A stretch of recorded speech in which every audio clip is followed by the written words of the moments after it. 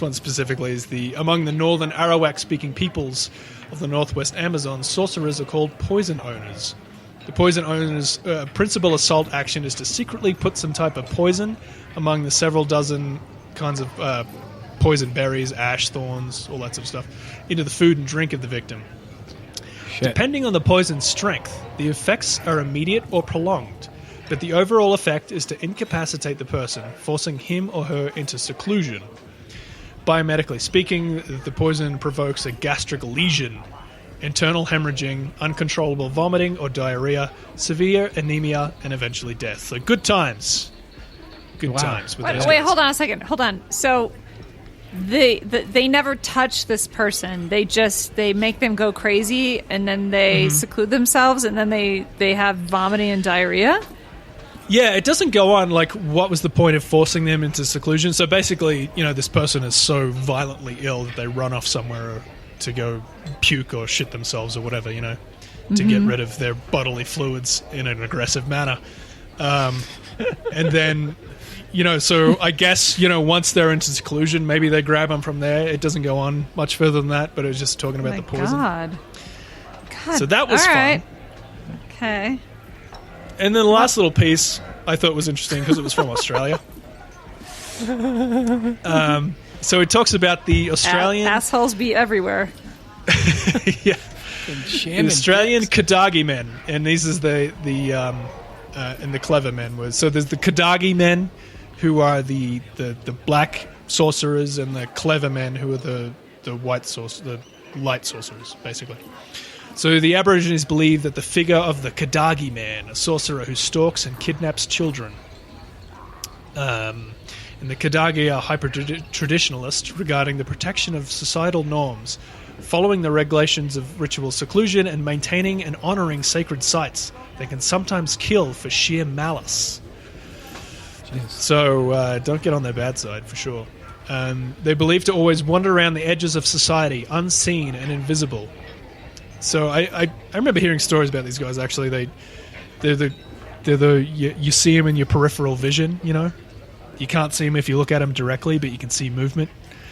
Oh, so it's not a person; it's more of a spirit, or what are we saying? No, he's a shaman. He's a magical sorcerer type person, but he's gained the ability to. Yeah. So they can suddenly materialize and grab you and give you death. So they I remember, they I guess they is one of these creatures or shamans, whoever, who steals children away, and I guess they have evil powers that they use, and I guess the clever man, who is the light shaman, is in this constant good and evil struggle of fighting these things. So anyway, there's that. Okay. Well, I guess cleanser. I know. God, that was a lot. I mean, you were just so appalled that Genghis Khan was a shaman, and then we hear all this shit. It's just wow. Okay. Yeah. Damn. I mean, dude, just a little ass. Jesus. I just wanted a little. How does that shit evolve? Who comes up with these ceremonies? You know what we should do next, guys? Yeah, I know. What the fuck? I heard of this thing called butt probing, but let's try it with an armadillo tail. It's even worse. Yeah. Oof. Oh my god. See, this is why I feel like butt probing is a human thing. Because what do aliens want with people's butts? But humans are obsessed with people's assholes for some reason. This is true. It's very human. We know this for a fact, yes. Anyway. So yeah, there it is. Short and sweet. I didn't want to go on for too much longer because I know Josh has a fucking epic. Yeah, true. Yes. Short and nasty. Yeah. Yeah, we can't have you go on too long because we have an epic story that Josh is going to tell. It's a novel. Right. It involves darkness, lightness, Atlantis, past lives, and there might be a monolith, but I don't know. No monolith. Strap in, everyone. Yeah, but it definitely connects. Yeah, it's an epic story, but I talk really fast, so it'll probably only be 6 minutes. So, what do I love, guys? What do I love out there? I love transformational stories wrapped in the paranormal or aliens. And what I came across is one of the most incredible real stories What'd you say? I missed that. Do I need to respond to that? I said I feel so good. It's so warm and fuzzy. I can't wait. I got to bring us out of that. Well, no, this story has danger and tragedy and heartache. It just lacks anal probing with an armadillo tail. All right? That's a shame. That's a shame. Yeah. It has shamanistic aspects, everything. So we all work with this woman named Catherine, who we all love and adore. Matt is always the climax of darkness, and then we tail off into, but everything's going to be okay. All right. Yeah. Go. This is the post-coitus back rub. All right. Let's cuddle. Okay. All right. Let's go. So we all work with a woman named Catherine, who is awesome, who is a badass at her job, and it was just amazing to hear this story from her. Like, you work with someone for years, and you don't really know much about them, your professional relationship, and you know you really like them, and they're good at their job. But recently, I've been looking for stories, and Catherine mentioned just something quick to me about her childhood, about like a haunted mansion or a haunted farmhouse or something, and I was like, oh, I want to know more about that. Let's have lunch and let's talk about it. And we did, and this story was not even about a haunted farmhouse. It was everything from Atlantis and crystals and past lives to one of the most touching and tragic human stories I've ever heard personally from someone. This should be a movie, and it's pretty incredible. Okay, so I'm going to start like a movie in the future of the story at a certain point and bring us back to it, because I love that device in movies. So here we are. Right. It's Colombia. Catherine is from Colombia. It's the 90s. Her family owns a farm in the countryside. They also live in the city to go to school. But this starts with Catherine and her older brother Eric pulling up to their farm in a car. And there's 50 militants at the farm that don't work there. People who live in the jungle. At the time, there's all these guerrillas and militants living in the jungle who were just stealing kids and raising them and doing guerrilla warfare and fighting the government. And all 50 of these people were on the farm. And they get out of the car, and Catherine and her brother approach the guy in the middle, who is the man who just killed their father. What? All right, so we're going to stop there and go back in time. So in the 80s, Catherine grew up on this farm, and it was family-owned. She had a couple brothers and sisters, I forget how many. And growing up, she immediately always remembered hearing footsteps and typical straight-up ghost things in the farm. Just footsteps, voices, shadow figures, the whole 9 yards. Her father was just like, don't worry, Catherine, just ignore it. Just ignore that. It's no big deal. And then he went on to explain how there was an indigenous population in that area who was all massacred a long time ago. I didn't get the details of why, but pretty much why it's haunted. Now, we'll come back to this later. That's just the beginning. So her dad, speaking of her dad, he basically was a shaman. She didn't use that word. I asked that word. I don't think that's what you call him.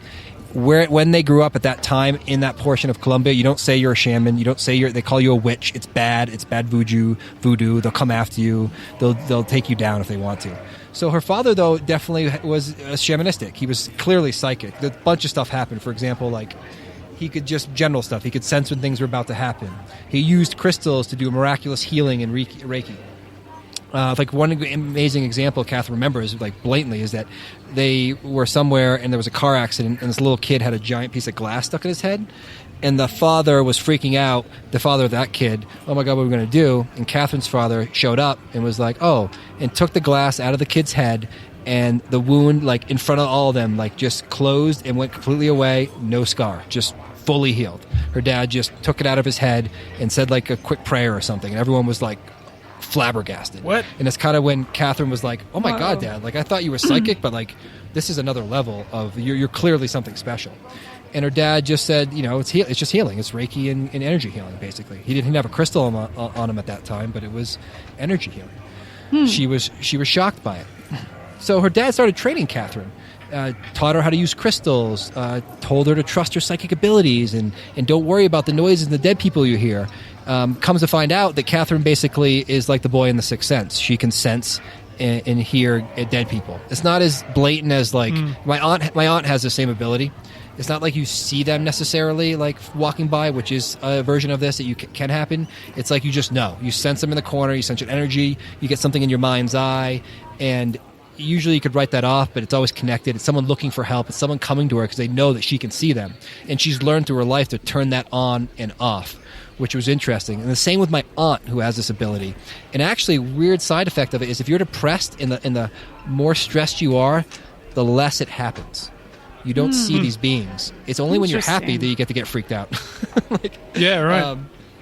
So Catherine Wow. learned to have this ability, and she turns it on and off as she needs, or if she wants to deal with it or not. She doesn't feel like her passion or journey is to help dead people cross. That's not what she's here for, but we'll get into more of her purpose and what this is all about. Okay. So Catherine, growing up, and then we're going to skip, and this story is going to go back and forth, but later in life, she would start to have premonitions. She knew the Boston bombing was going to happen. She pictured exactly what happened, like days beforehand. She pictured several friends of her husband's that passed away, unfortunately. She, basically knew they died and sensed them in the room before it happened and warned her husband. And a moment later, he gets a phone call that her friend died. So she's had, multiple of those experiences over her entire life. She's clearly tuned into something else that most of us do not have access to. So around 5'6" in Colombia, this is an interesting story that just adds to all the magic and psychicness of this whole story, is in a little alien. This is the little alien part that I love, that she remembers at 5'6" going back and forth from the city to the farm, because they have places at the farm and the city. And she remembers multiple times stopping in the middle of nowhere where there's no electricity, and there's nothing really around. And all she remembers is a bunch of weird, bright colors and a beautiful young woman that her dad would talk to. Nothing weird or sketchy, just her dad would get out and talk to this woman. And she just remembers seeing all these lights and what? And she would ask her dad, what was that? Where are all those lights coming from? And her dad would just kind of ignore it and be like, don't worry about it. It's okay. Which is bizarre. Now, those color of those lights will come back later in the end. Even when her dad passed, her mom didn't say anything. I don't think her mom knew or anything. It was just a weird story. She almost thought did I make that up? Or what was that about? But later in life, she had several past regressions that showed her those colors when she was leaving Atlantis. So she was regressed back to multiple lifetimes. In one lifetime, she remembers being at Atlantis at the end when the cataclysm was happening, leaving Atlantis, and seeing those same colors. She's leaving in ships. She didn't say if they were spaceships. I think it was just more like ships on the ocean, and seeing those colors everywhere. So she doesn't even sure what the connection is there. Either am I, were those UFOs in the sky? Was the lights just something she remembered from a past life? I don't know. It's kind of confusing, but I just thought we should point it out because it's super interesting and cool. And I trust everything she's saying, because this next story is more human tragedy than psychic, but it's all wrapped together. Okay, so this is what happened. So in the late 90s, Catherine was 15. She was living in the city, going to school. She wasn't at the farm anymore because she had to be at school, and the school was in the city, obviously. And for 3 days in a row, her father started giving her gifts. She was like, what? Thanks, Dad. She got a necklace, a ring, and something else I forget that were for protection. They each had, awesome meaning to them. This great jewelry that she got. And she didn't understand why. So she was home at the house in the city. So just to back up there a second. So this is when her father was dead, and she was receiving gifts from him? No, he's alive. Oh, he was alive at the time. Okay. Yeah. I'm sorry. Yeah, the gifts will make sense in a second. Okay. Father's still alive, but she didn't understand why she was getting gifts. So after the third day, when she got the third gift, she was in the house, and her sister wanted her to see this giant moth that was in the house. And she's like, I don't want to see that moth. Something felt weird about going to get this moth out of the house and help her sister get it out. She didn't want to. She's like, I don't want to. And she felt weird about it, unnaturally. I don't want to do anything to do with this moth. And eventually her sister pushed her into it, and they came to the room, and there was a giant moth that then flew away out the window as soon as Catherine went in the room. And a phone call happened immediately. And the phone call was, your dad's in the hospital. He's been shot 15 times, and he's not doing good.